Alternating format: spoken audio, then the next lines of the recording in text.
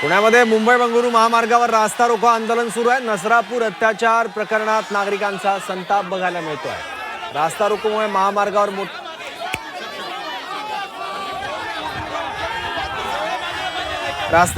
महामार्गावर मोठी वाहतूक कोंडी झाली आहे। पीडितेच्या कुटुंबियांसह नागरिकांचा ठिय्या बघायला मिळतोय। वडगाव ब्रिज इथे हॉटेल सुवर्णासमोर सुरू असलेल्या रास्ता रोको आंदोलनामुळे मुंबईकडून साताऱ्याकडे तसंच साताऱ्याकडून मुंबईकडे जाणाऱ्या दोन्ही वाहतूक मार्गिका पूर्णतः बंद करण्यात आल्या आहेत। याबद्दल आणखी माहिती घेऊयात आपले प्रतिनिधी कैलास पुरी आता आपल्यासोबत आहेत। कैलास, आंदोलनकर्त्यांचं नेमकं म्हणणं काय आहे आणि प्रशासनाच्या वतीनं कोण संवाद साधतंय आंदोलकांसोबत?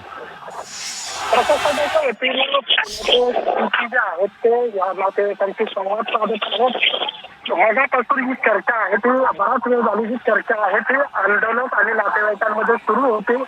आंदोलकांनी आणि मुलीच्या नातेवाईकांबरोबर चर्चा केल्यानंतर मुलीचे नातेवाईक जे आहेत ते आंदोलकांची नेमकी जिल्हाधिकारी कार्यालयांबरोबर जिल्हाधिकारी यांच्याबरोबर काय चर्चा झाली, सरकारी वकिलांबरोबर काय चर्चा झाली, या सर्व गोष्टींची माहिती जी आहेत ते आंदोलकांना देत आहेत। मात्र अनेक आंदोलक जे आहेत ते आपल्या मागणीवर ठाम आहेत। या ठिकाणी मुख्यमंत्र्यांनी स्वतः या ठिकाणी यावं आणि आरोपीला तात्काळ अशी मागणी जी आहे ते आंदोलक करत आहेत। नातेवाईक जे आहेत ते आंदोलकांना समजून सांगण्याचा प्रयत्न करत आहेत।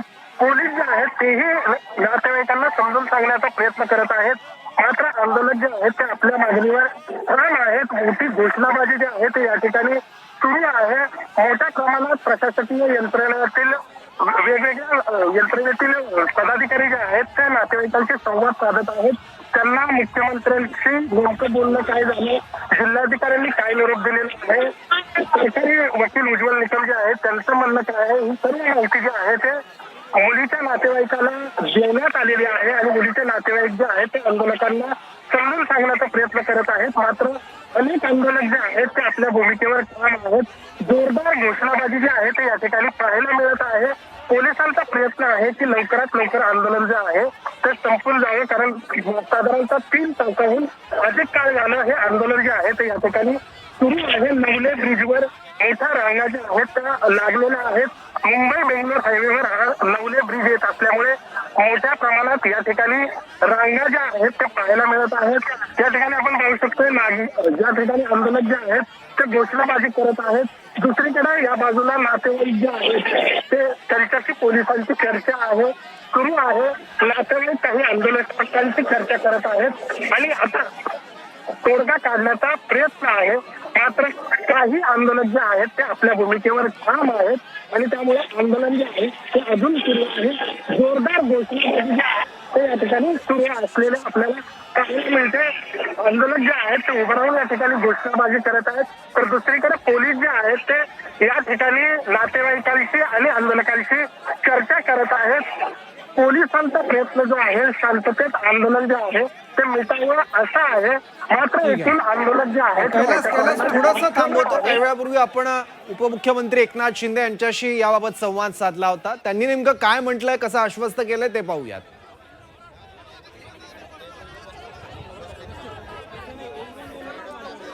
नसरापूर प्रकरणात नागरिकांचा संताप बघायला मिळतोय। नवले पुलावर 3 तासांपासून आंदोलन सुरू आहे। एका 4 वर्षांच्या चिमुकलीची अत्याचार करून हत्या करण्यात आली। त्यानंतर आरोपीला पोलिसांनी अटक केली, पण आरोपीला ताब्यात द्यावं म्हणून सुरुवातीला आंदोलन झालं। त्यानंतर पुण्यातल्या वैकुंठ स्मशानभूमीत आज या चिमुकलीवर अंत्यसंस्कार होणार होते, पण उद्वेगातून आता हे आंदोलन बघायला मिळत आहे पुण्यातल्या रस्त्यांवर। नवले पुलाजवळ आरोपीला आमच्या ताब्यात द्या, मुख्यमंत्र्यांनी आमच्यासोबत बोलण्यासाठी इथे यावं, अशा काही प्रमुख मागण्या आता मृत चिमुकलीच्या कुटुंबियांकडून आणि आंदोलनकर्त्यांकडून बघायला मिळत आहेत।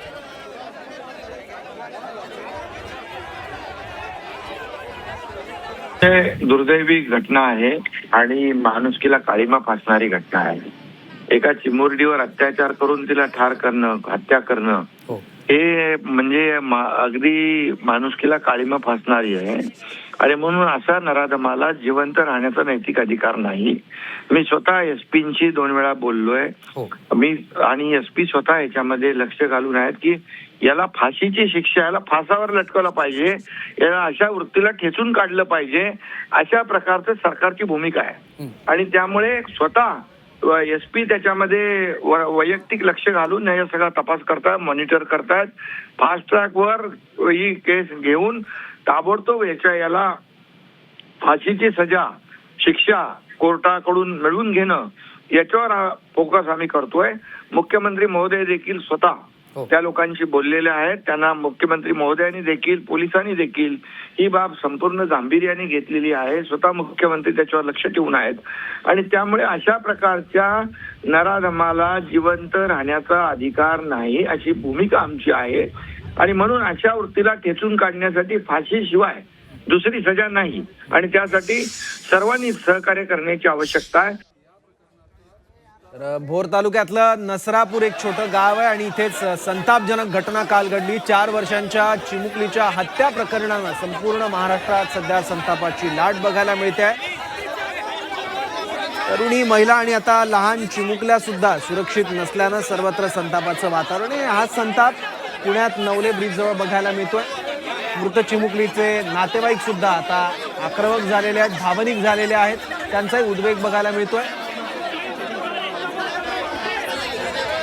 आणि तिथे आपले प्रतिनिधी कैलासपुरी आपल्यासोबत आहेत. पोलीस समजूत काढण्याचा प्रयत्न करतायत आंदोलनकर्त्यांची. त्यांच्यामध्ये नेमकं काय संवाद होतोय त्याबद्दल अधिक माहिती देतील आपले प्रतिनिधी कैलासपुरी. कैलास, खरं तर गेल्या बऱ्याच वेळापासून पोलीस असतील, विविध सामाजिक संस्थेचे पदाधिकारी असतील, यांच्यामध्ये आणि नातेवाईकांमध्ये चर्चा सुरू आहे आणि या आंदोलनावर तोडगा काढण्याचा प्रयत्न आहे. साहजिकच आहे, मुख्यमंत्र्यांनी आंदोलकांना काय आश्वासन दिलेलं आहे याची माहिती जी आहे ते पोलीस अधिकाऱ्यांनी नातेवाईकांना दिलेली आहे. त्याचबरोबर जिल्हाधिकाऱ्यांनीही हा जो खटला आहे तो फास्ट ट्रॅक कोर्टामध्ये चालवण्याचा आणि त्याचबरोबर आरोपीला कठोरातली कठोर शिक्षा होण्यासंबंधीचं आश्वासन जे आहे ते लेखी पत्राद्वारे या ठिकाणी नातेवाईकांना दिलेलं आहे. दुसरी जी नातेवाईकांची मागणी होती, सरकारी वकील उज्ज्वल निकम हवे आहेत, त्या संदर्भात उज्ज्वल निकम यांच्याशी नातेवाईकांची चर्चा जी आहे ती दूरध्वनीवरून करण्यात आलेली आहे.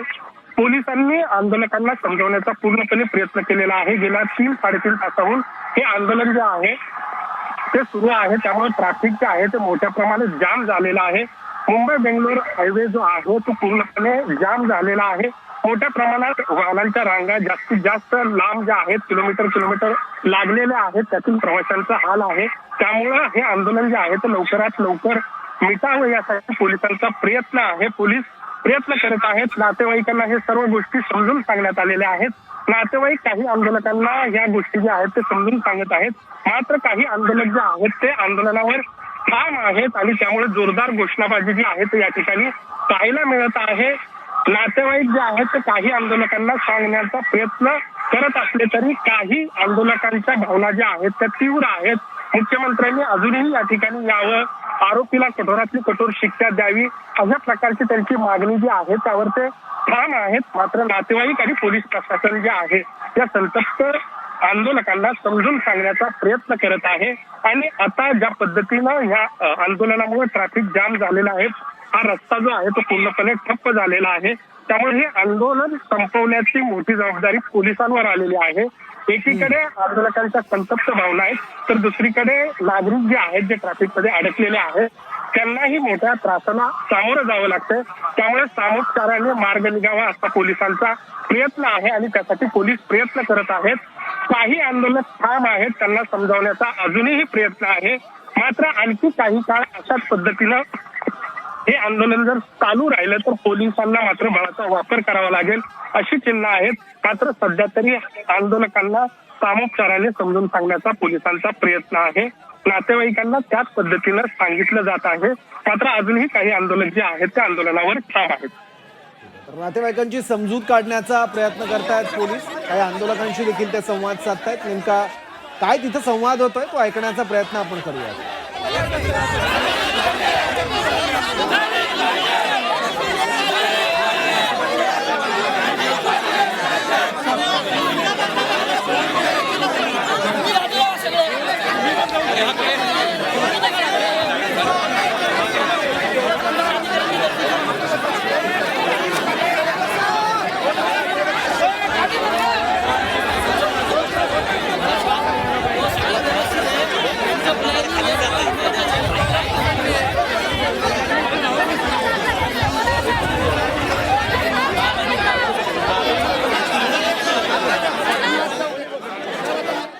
या रास्ता रोकोमुळे महामार्गावर मोठी वाहतूक कोंडी झाली आहे. पीडितेच्या कुटुंबियांसह नागरिकांनी ठिय्या आंदोलन सुरू केलंय.